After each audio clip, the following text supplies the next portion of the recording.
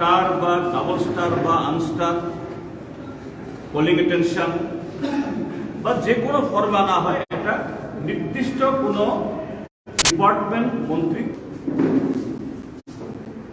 আর যেহেতু এই সরকার, আমি জানি না কি কারণে, প্রায় সিংহভাগ দপ্তর এখনো অবন্টিত মাননীয় মুখ্যমন্ত্রীর হাতে। তার কাছে সব, শিক্ষাও তার কাছে, বনও তার কাছে, স্বরাষ্ট্রও তার কাছে, স্বাভাবিক তার কাছে প্রশ্ন। কোনো সাপ্লিমেন্টারি করা যাচ্ছে না, কোনো point of clarification, point of order.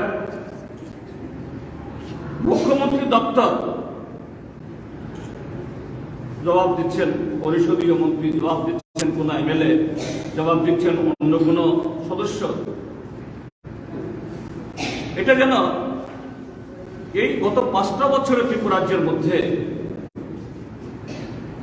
ভারতীয় জনতা পার্টির আশ্রিত সমাজবিরোধীদের দ্বারা এই রাজ্য যে জঙ্গলানন্দ পরিণত হয়েছে, এটা যেন বিধানসভাটাও যেন আরেকটা যেন জঙ্গলানন্দ। এটা বল, এই সমস্ত অযাচিত মুখ্যমন্ত্রীর দপ্তর জবাব দিচ্ছেন পরিষদীয় মন্ত্রী, এবং তথ্যটা ভুলভাল সমস্ত বলছেন। নাকি সেলফ হেল্প গ্রুপ বামফ্রন্টের মনে মাত্র 4,000 ছিল, তারা 4 লক্ষ করেছেন। বলল কোথায়? 12 বছর আমি আর্মি ডিপার্টমেন্টের মন্ত্রী, আমার হাতে গঠিত ফ্যামিলি কোন না কোন সেলফ হেল্প গ্রুপের সাথে অন্তর্ভুক্ত। এগুলাকে মিলে ত্রিপুরা রুরাল লাইভলিহুড মিশন করা হয়েছে, যেগুলো দিয়ে তারা এখন টাকা পয়সা কিছু মিলাচ্ছে। তার চেয়ে বেশি করাচ্ছেন হলো পার্টির কাজ। রতনলাল লাল বলে দিল মাত্র 4,000 ছিল, বামফ্রন্টের সম্বন্ধে ছিল না, এবং দমক দিয়ে বলছেন মন্ত্রী যা বলে এটাকে ধরে নিতে হবে। অর্থাৎ তিনি ওখান থেকে, এটা কি জঙ্গল রাজত্ব? এটা বিধানসভায় দাঁড়িয়ে একজন মন্ত্রী, সিনিয়র মোস্ট,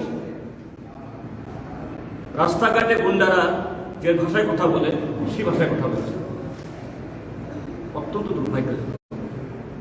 এবং কি হচ্ছে, আমি গতকাল যখন আমার বক্তব্য আমি শুরু করি, আমি প্রথমে বলছি এইবার বেশ কিছু নতুন অল্প বয়সী অপেক্ষাকৃত তরুণ এসছেন। তাদের ক্ষেত্রে যদি প্রথম থেকে যদি তার আচরণের দিক থেকে, কথা বলার ভঙ্গির দিক থেকে সেভাবে যদি আমরা তৈরি না করতে পারি, এটা প্রিজার্ভেন্স হোক বিরোধী ব্যাংশ, তারা শিখবে না।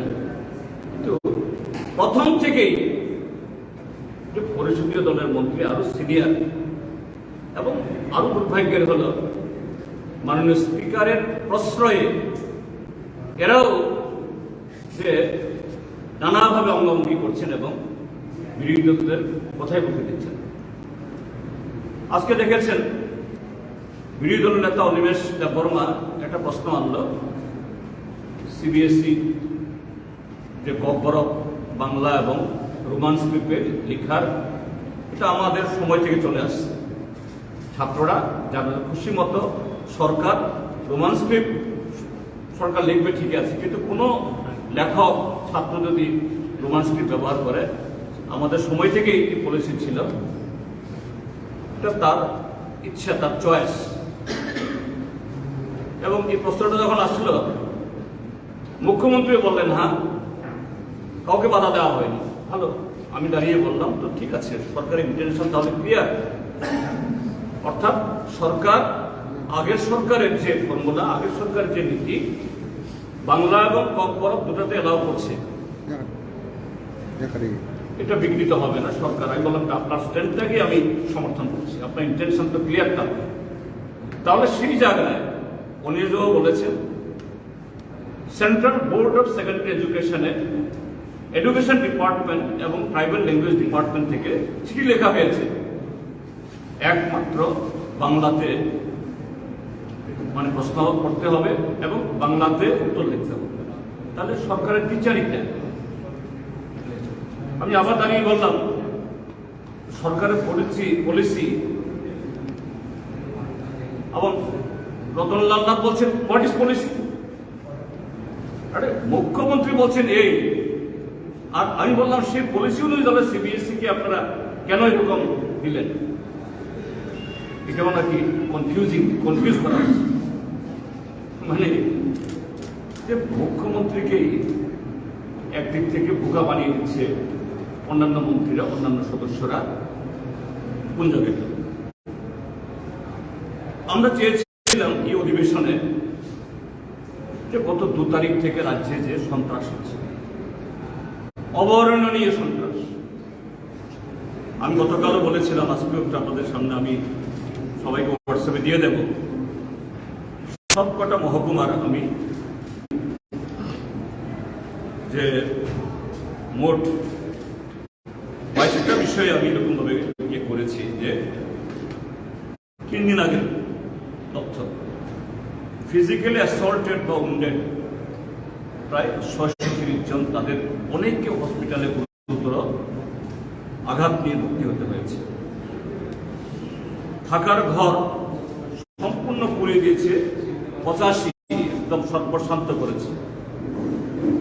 পার্শিয়ালি অর্থাৎ আংশিক পুড়িয়ে দিয়েছে এরকম 67। তারপর দোকানঘর এগুলো ভাঙচুর করা হয়েছে, লুট করা হয়েছে। 1647 আগুন জ্বালিয়ে একদম ছাই করে দেওয়া হয়েছে। রাবার প্ল্যান্টেশন, রাবার বাগান ত্রিপুরা রাজ্যের অন্যতম অর্থনীতি, এগুলাকে পুড়িয়ে দেওয়া হয়েছে অথবা পুরাদি কেটে দেওয়া হয়েছে, এরকম প্রায় এই 182টি ঘটনা। ফিশারি লেক বা পুকুর, এগুলা জীবিকার অন্যতম একটা অঙ্গ, হয় বিষ টেলে অথবা পুকুর থেকে জবরদস্তি দিন দুপুরে মাছ তুলে নিয়ে গেছে। 55টা ঘটনা। সবজি এবং অন্যান্য ক্ষেত, কারোর সবজি ক্ষেত, কারোর পান বরজ, কারোর সুপারি বাগান,